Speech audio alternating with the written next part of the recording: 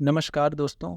जैसा कि हम सब जानते हैं कि इस समय नवरात्रि का पावन दिन चल रहा है और नवरात्रि के इस पावन दिनों में हम लोगों के इस चैनल पर माँ दुर्गा के 9 रूपों की श्रृंखला चल रही है, जिसमें हम सब माता के अलग अलग रूपों के बारे में जानकर माता का आशीर्वाद प्राप्त कर रहे हैं। इसके पहले वाली वीडियो में हमने माता के 8 रूपों के बारे में जान लिया था। यदि आपने वो वीडियो अब तक नहीं देखी है तो उसका लिंक डिस्क्रिप्शन में है, उसको जाकर अवश्य देखें। आज नवरात्रि का 9वां यानी आखिरी दिन है और ये दिन माँ सिद्धिदात्री को समर्पित है।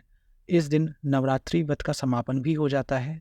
इस दिन माता दुर्गा के साथ भगवान राम की भी पूजा की जाती है। मान्यता है कि चैत्र महानवमी के दिन भगवान राम का जन्म हुआ, जिस कारण इस खास दिन पर हर साल रामनवमी का पर्व भी मनाया जाता है। नवरात्रि की 9वीं तिथि को महानवमी के नाम से भी जाना जाता है। इस दिन माँ दुर्गा के सिद्धिदात्री स्वरूप की पूजा की जाती है। इनकी उपासना से रोग, शोक और भय से मुक्ति मिल जाती है। माँ सिद्धिदात्री से जुड़ी पौराणिक कथा कुछ इस प्रकार है। जब पूरे ब्रह्मांड में अंधकार छा गया था, उस अंधकार में एक छोटी सी किरण प्रकट हुई। धीरे धीरे यह किरण बड़ी होती गई और फिर इसने एक दिव्य नारी का रूप धारण किया। कहते हैं यह देवी माँ भगवती का नवा स्वरूप माँ सिद्धिदात्री कहलाई।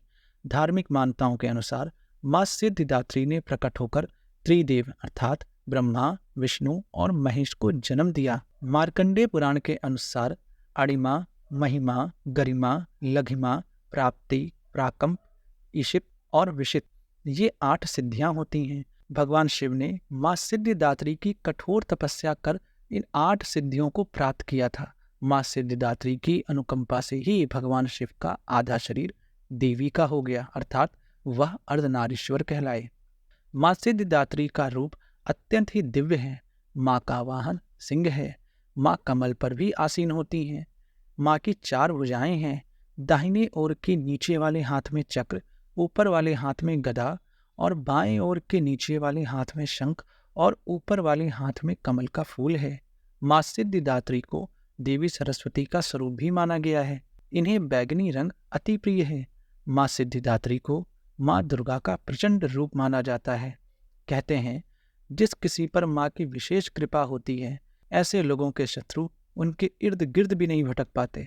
इसी के साथ कुंडली का 6वां और 11वां भाव माँ सिद्धिदात्री की पूजा से मजबूत हो जाता है।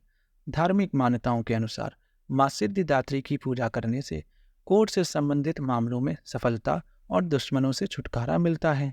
इसके अलावा माँ सिद्धिदात्री की पूजा से केतु ग्रह से संबंधित समस्त दोष खत्म हो जाते हैं। माँ की कृपा से भक्त के भीतर कोई भी कामना शेष नहीं बचती। माँ सभी प्रकार की सिद्धियों को देने में सक्षम है और अपने भक्त की समस्त मनोकामनाओं को माँ पूर्ण करती हैं। दोस्तों, ये थी माता नव दुर्गा के 9वें यानी आखिरी स्वरूप माँ सिद्धिदात्री की कथा। इसी के साथ आज हमारी नव दुर्गा की श्रृंखला भी यहीं पूर्ण हुई, जिसमें हमने माता के 9 रूपों के बारे में जाना। यदि आपको ये वीडियो पसंद आ रही है तो आप इस वीडियो को लाइक और शेयर करें, कमेंट में जय माता दी लिखें। दोस्तों, यदि आप अध्यात्म जगत में रुचि रखते हैं तो इस चैनल को सब्सक्राइब करना ना भूलिएगा।